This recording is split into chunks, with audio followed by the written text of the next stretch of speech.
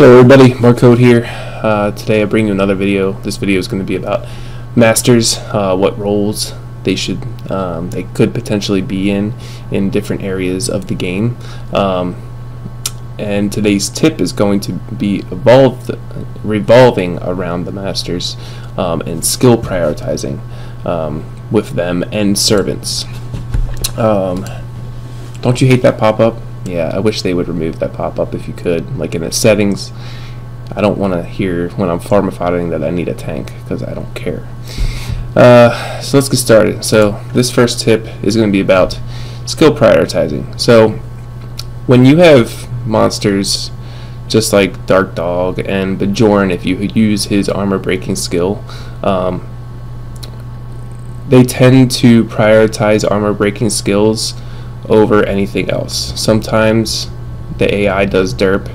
I'd say 75% of the time they do what they're supposed to do and use their armor breaking skills first as a priority. So what I wanted to show you here is if you're using like a damage over time team, such as Bjorn's last skill, which is amazing at level 5 damage over time. Don't hate on that. It does huge damage. And Fire Lara, Forest Lara, etc. Anything with damage over time, you don't necessarily want an armor break on your team. For one, it doesn't do any more damage if there's an armor break on the monster. So that's one thing to think about. But second, when you have an armor breaking skill on any of your monsters or servants, they're going to prioritize that. They're not going to be using their damage over time skills, and that slows down your run. And then if you have fast monsters like I do, like my Dark Dog, he's going to tend to use his armor break more. So what I'm going to show you is, as you saw in this scenario, Dark Dog did an armor break. Lara did get a damage over time skill off, but then Bjorn prioritized his armor break over any of his 3 skills to get to the max level 5 armor break. So I'm going to show you what the difference could be. In this next run, I took out Dark Dog. Bjorn still has his armor break skill, and I put in a random monster, Dark Gottrop, that doesn't have an armor break skill. As you see, Bjorn prioritizes his armor break over any of his skills. So you don't necessarily want armor breaks if you're using damage over time. Okay, it's just going to slow down your run. If you want, Dark Dog, like I said in previous videos, is the best Nat 3 healer in the game. Okay. However, if you're using damage over time skills, someone like, Moria or Light Dog, something like that, would be more beneficial to your team. Moria is more of a is more of a defensive healer, has an attack break on the monster, doesn't have an armor break, so her other skills won't be prioritized. What I'm doing this next run is take off Bjorn's armor break, and we'll see what happens. So as you can see, I had him set up just for testing. His armor break was on 2. The 1, 2, and 3 skills do not matter. I did a lot of testing, and I thought that if I took off armor break, he would always prioritize his first skill, second, third. That's not the case. It's AI randomness unless there is a armor break in that skill, in one of those 3 skills. So I'm going to take off his armor break, put back the skill I usually use, which is the damage increase, and then I'll go back into the dungeon and show you guys what I mean. Okay. So I took off Bjorn's armor break, and since I'm using mainly damage over time, we're going to see the difference in the speed and what is casted. Now, Dark Gottrop in this scenario would be is going to be doing less damage. But as you can see, most damage over time skills, from what I've noticed, takes priority, except for right there, Bjorn didn't use his damage over time, so that's cool. But not to mention his damage over time skill is just ridiculous. So he has max level 5 skill, and just, of course, they ulted. So that's another tip I wanted to show you. If you're using damage over time team, you can actually turn your ultimates off, and you'll even have a faster run, because depending on the ultimate, you don't need it. So I'm going to show you what I mean by that. It's about around the same time, but I'm going to show you what it's like without the ultimate. So if you remember from the tutorial, it talks about auto and the 3 dots, etc. at the top left. The third dot is ultimates. So if there's only 2 dots, it'll use all its skills and it won't use ultimates. So if you're using a damage over time team and your tank or healer doesn't have an ultimate that you necessarily need, you can turn ultimates off in auto, which I did here. As you see at the top left, there's only 2 dots. This can actually save your team, because the game prioritizes ultimates over any other skills. So I don't know if you've ever noticed that your tank could be below 50% and you have your healers heal available, but you have 2 ultimates available. Well, they're going to prioritize that ultimate over anything else. So even if it's damage or support, it doesn't matter. Alright, so let's get into the masters. We got 5 masters, obviously. I blocked them all. I also played beta, so in beta I started with Saeed. I changed when the game came out after I tested Bjorn in beta 2. So let's start with Bjorn. Bjorn, he is great. He is your farmer fodder.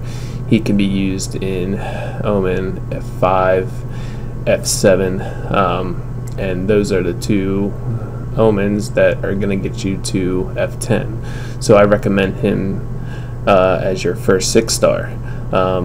Farmer foddering, that's what you're going to be doing most of this game.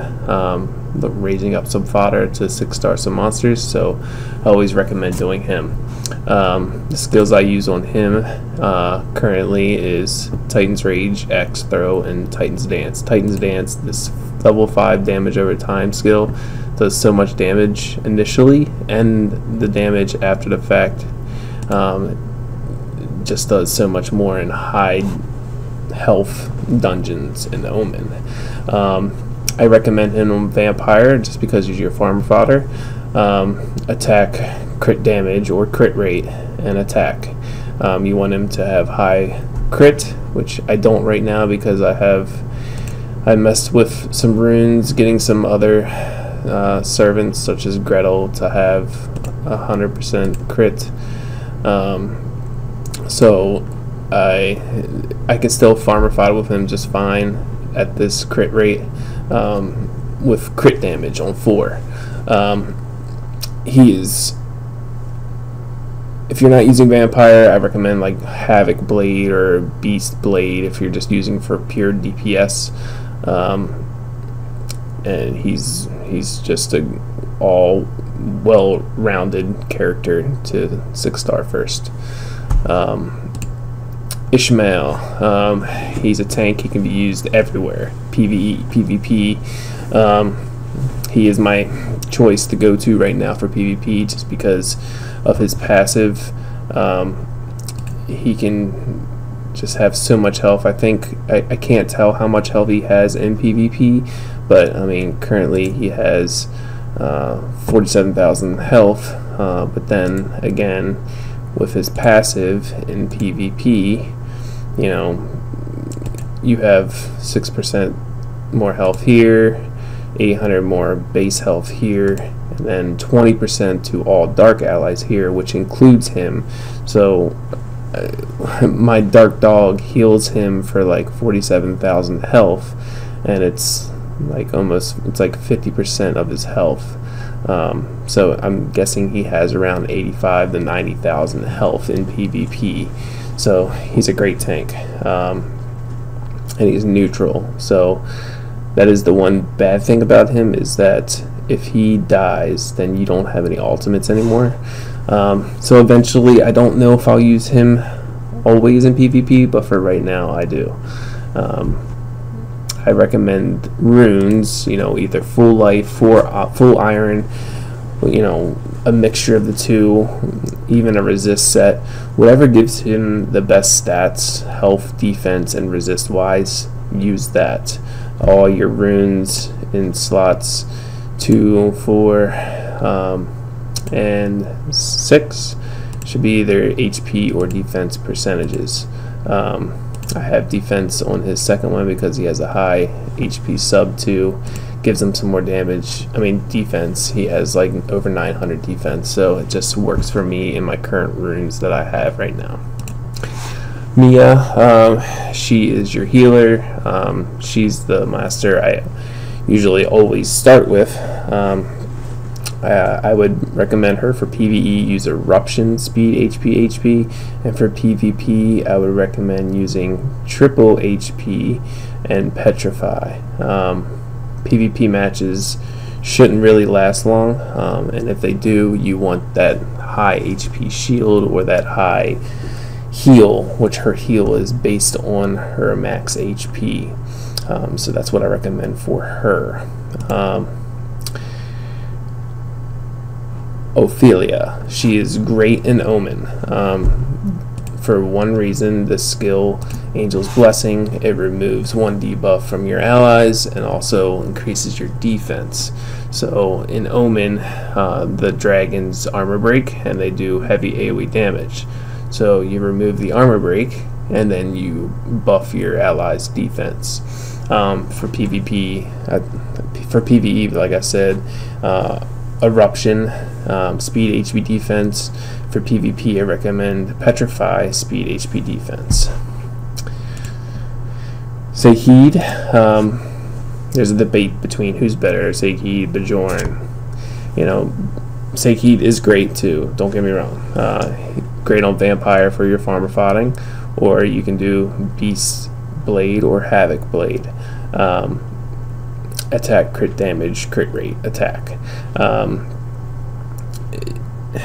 The reason I like Bajorn better is because he's up in your face, melee, he's got faster attack animations, which brings a little bit more health quicker to him for sustain. Sahid, when he gets hit by a melee character, he runs to the back line, which is 1 or 2 seconds that you're not doing any damage. So if you put equivalent runes, the same runes on Sahid, and then switch them to Bajorn and do the equivalent of farmer fodder level, Bajorn will always be a tidbit faster, and that's what matters because you're going to be doing this most of the time in your lifespan of this game. So Bajorn would be my recommendation for farmer foddering. Sahid is going to shine in F5 Omen and then also F10, so that's why I always say Bajorn first, because you're going to be doing F5 and F7 first. F10 is just going to be later down the line. So these are my recommendations for masters, their rune sets, their rune builds. I just want to thank you guys for the nice comments you make on my YouTube channel, in Reddit, and also in game. I appreciate it. I do see that. I do see those things, and I just appreciate it. I'll keep pumping out videos for you guys as long as you enjoy them, and as long as I help even one person, that makes me so much happier. So again, thank you guys, and I'll see you in the next video. Peace out.